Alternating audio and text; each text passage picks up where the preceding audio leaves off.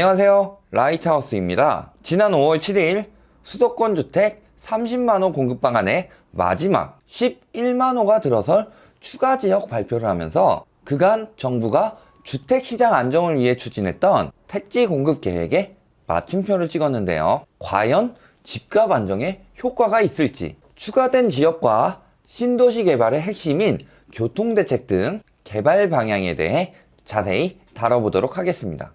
최근까지 발표된 3기 신도시의 개발은 4가지 원칙을 가지고 진행하고 있는데요. 첫 번째, 서울 도심까지 30분 내 출퇴근 가능한 도시. 두 번째, 일자리를 만드는 도시. 세 번째, 자녀 키우기 좋고 친환경적인 도시. 네 번째, 전문가와 지방자치단체가 함께 만드는 도시입니다. 때문에 이번에 발표된 신도시도 서울에 매우 가까운 곳으로 지정되었으며 자족시설 및 육아를 위한 각종 커뮤니티 시설도 개발할 예정인데요. 해당 지역의 주민 의견을 청취한 후 2020년까지 공공주택지구를 지정하고 2021년에 지구계획을 거쳐 2022년부터 순차적으로 분양을 진행할 계획입니다.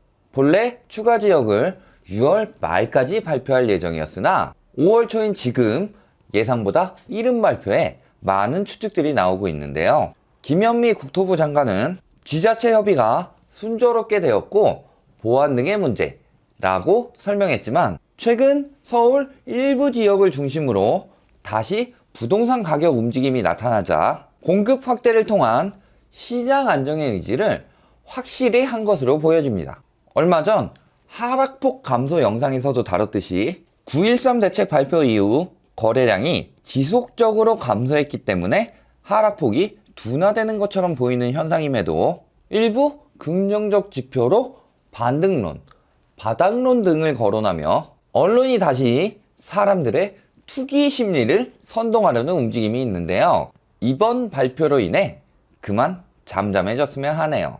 이번에 선정된 신도시의 위치는 고양 창릉동 일대와 부천 대장동 일대인데요. 지난번 발표에서 하남, 교산, 남양주, 왕숙 등 서울 동쪽에 몰려 있었기 때문에 균형적인 발전을 위해 이번에는 서쪽으로 계획한 것으로 보입니다. 그런데 갑자기 웬 창릉과 대장일까요? 원래 사람들이 3기 신도시 지정이 유력하다고 말하던 지역은 광명 시흥지구나 하남 간북지구 등이었는데 말이죠. 왜냐면 광명 시흥지구나 하남 간북지구는 기존의 보금자리 주택지구로 지정되었었던 곳이고 당시 보상금 투기가 들어갔었기 때문에 땅값이 급상승했던 점과 택지지구 지정 때부터 주민 반대가 심했던 점이 한몫한 듯합니다. 따라서 정부에서는 광명 시흥은 검토조차 하지 않았다고 하죠. 이에 비해 고양 창릉이나 부천 대장은 개발 제한 구역이 많아 지가가 저렴하고 주민 반발이 상대적으로 없는 장점이 있습니다. 게다가 GTX 라인으로 한 번에 이동이 가능한 교통까지 만들어질 예정이죠. 그럼 이번에 발표된 3기 신도시를 하나씩 살펴볼까요? 첫 번째는 고양 창릉지구입니다. 고양시 창릉동, 용두동, 화전동 일대에 813만 제곱미터의 면적에 3만 8천 가구로 조성할 계획인데요. 이 중 135만 제곱미터의 면적에 자족용지를 만들어 기업을 유치할 예정이죠. 교통으로는 가칭 고양선을 신설하여 서울 세전역부터 고양시청까지 총 7개 역을 개설할 예정인데요. 경의중앙선과 3호선, 그리고 추후 GTX-A 노선 및 대곡 소사선까지 연결되는 대곡역을 지나도록 만들어 광역교통망을 형성할 계획입니다. 그리고 BRT 버스 및 각종 도로도 개발할 예정이죠. 서울과 매우 가까운 위치이기 때문에 여의도, 상암, DMC 등의 수요를 흡수할 수 있을 것으로 예상되는데요. 일산 신도시, 원흥, 삼송, 지축, 덕은, 향동지구 및 은평 뉴타운 등 다양한 택지지구 인근에 또 하나의 신도시가 들어오면서 근처 시세에 영향을 미칠 것입니다. 특히 아직 조성되지 않은 운정 3지구의 피해가 클 것으로 예상되는데요. 창릉지구는 서울과 운정 신도시 사이에 더 좋은 입지에 개발되면서 운정 3지구를 보고 있던 많은 서울 출퇴근 수요들이 눈길을 돌릴 것으로 전망됩니다. 두 번째는 부천 대장지구입니다. 부천시 대장동, 오정동, 원정동 등 343만 제곱미터의 부지를 활용해 총 2만 가구를 조성할 예정인데요. 68만 제곱미터의 자족용지로 조성하여 마곡지구와 계양 테크노밸리를 잇는 서부권 기업벨트를 야심차게 계획하고 있습니다. 대장지구 내에는 지하철 호재는 없지만 SBRT를 만들어 5호선, 9호선 및 공항철도가 지나는 김포공항역과 7호선과 추후 GTX B 노선이 들어올 부천 종합운동장역을 이어 교통에 편의를 더했습니다. 부천 종합운동장역에는 복합 환승센터를 설치해 환승 서비스를 높이고 각종 도로 및 IC를 신설하여 차량 이용을 용이하게 할 예정이죠. 대장지구 역시 인근 신도시에 영향을 줄 것으로 예상되는데요. 이전 계양 신도시로 인해 큰 영향을 받았던 검단이 더더욱 힘들어질 것으로 보이며 자족시설에 비해 입주 세대가 적어 호평을 받았던 계양 신도시 역시 인근에 공급이 늘어남에 따라 타격을 입을 것으로 전망됩니다. 두 신도시의 장점이라면 서울과 가까운 점, 그리고 GTX와 연결되는 교통망 및 BRT 등 다양한 교통 호재가 있죠. 하지만 현재 계획에서 여러 가지 문제가 있는 교통은 오히려 단점이 되고 있습니다. 이번 3기 신도시가 들어오는 입지를 보면 일산, 파주, 인천, 부천 등의 출퇴근 수요가 몰리는 도로를 같이 사용하기 때문에 자유로나 벌말로 등의 도로 정체가 심각해질 것이 예상되고 있습니다. 그리고 지금 들어오는 창릉지구는 입주 후에도 3, 4년은 걸려야 제대로 된 철도 교통이 형성될 것이고 부천 대장지구는 아예 지하철 노선 계획조차 없습니다. 이는 광역교통대책이 제대로 추진되지 않았었던 2기 신도시의 모습과 비슷한데요. 예를 들어 동탄 신도시에 들어가기로 한 GTX A 노선도 당초 2016년 말에 완공 목표였지만 2024년까지 기간이 계속 연장되면서 아직도 개통하지 않은 것처럼 말이죠. 이로 인해 2기 신도시에서는 출퇴근 교통난 및 미분양, 역세권, 상권 수요 부족 등의 여러 가지 문제를 겪고 있는데요. 이번 3기 신도시는 계획대로 잘 추진되어 하루빨리 교통망 형성이 되었으면 하네요. 게다가 3기 신도시의 핵심 중 하나인 자족시설 역시 공급 과잉이라는 문제가 있습니다. 최근 수도권에는 판교를 비롯하여 광교, 동탄, 구리 남양주, 양주 등 많은 테크노밸리가 조성되었거나 혹은 조성 중인데 여기에 수도권 신도시마다 자족용지를 계속 늘린다고 해서 과연 모든 용지가 기업 유치를 맞출 수 있을까요? 판교와 많이들 비교하는데 판교는 매우 성공적인 사례이며 2기 신도시 중 아직 자족시설을 맞추지 못한 곳이 많이 있습니다. 그보다 더 늦게 들어오는 3기 신도시는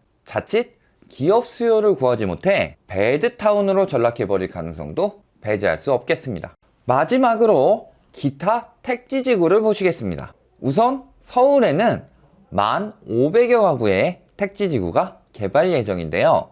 구이자양 재정비 촉진 1구역 1,400여 가구, 사당역 복합환승센터 1,200가구, 대방동 군부지 1,000가구 등 총 19곳에 만들 계획입니다.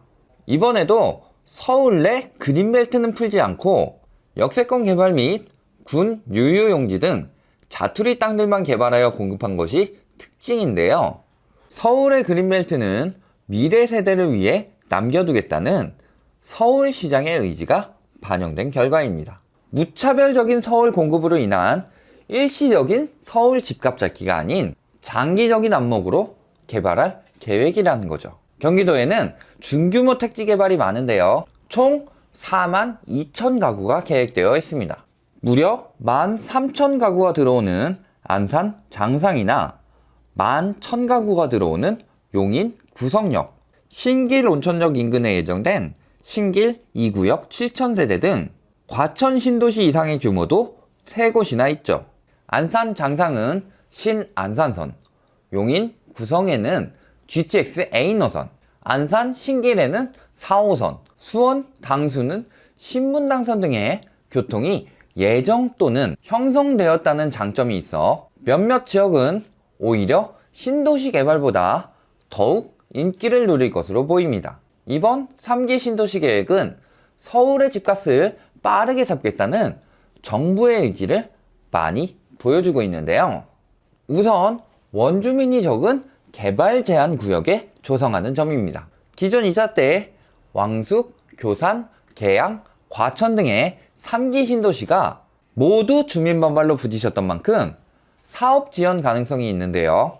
이번에 선정된 창릉과 대장은 그린벨트가 각각 97% 이상이기 때문에 진행이 그만큼 수월하다는 거죠.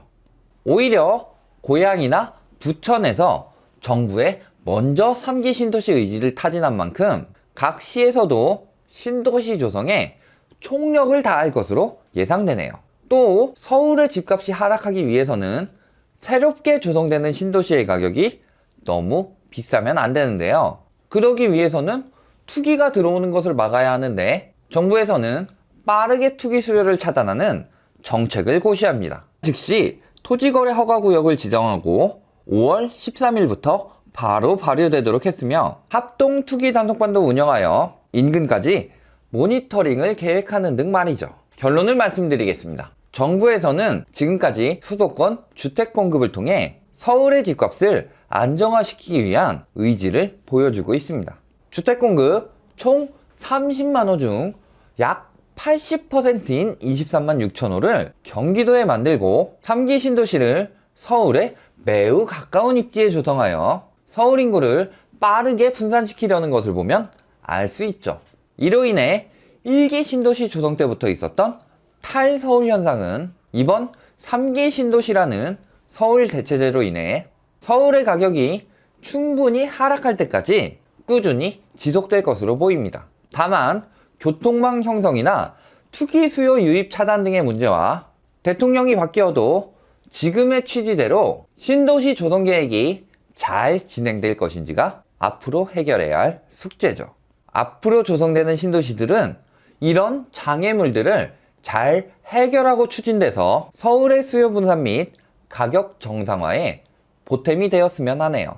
이번 계획을 발표하면서 이재명 도지사는 충분한 장기 공공 임대주택 공급으로 주택시장 안정화를 추진하겠다고 하였으며 김현미 국토부 장관은 집 없는 실수요자가 더욱 저렴한 비용으로 내 집을 마련할 수 있는 여건을 만드는 것이 정부의 확고한 정책 의지라고 말하고 있습니다. 집은 생활에 꼭 필요한 의식주 중 하나인 만큼 삶에 있어 정말 중요한 요소인데요. 누군가는 빚을 져야만 집을 살 수 있고 한평생 벌어도 그 빚을 갚기 힘들지만 또 다른 누군가는 그 집을 여러 채 투기하여 쉽게 불로소득을 얻기도 합니다. 이렇게 주택을 돈을 버는 수단으로 보는 사회의 인식이 이제는 변해야 한다고 생각합니다. 수도권 주택 공급을 통한 주택시장 안정화로 이제는 누구라도 노력하면 내 집 마련을 할 수 있고 안정된 삶을 누릴 수 있는 기회가 보장되는 사회가 하루빨리 올 수 있기를 바랍니다. 오늘 보신 영상이 도움이 되셨다면 좋아요와 구독 부탁드리겠습니다.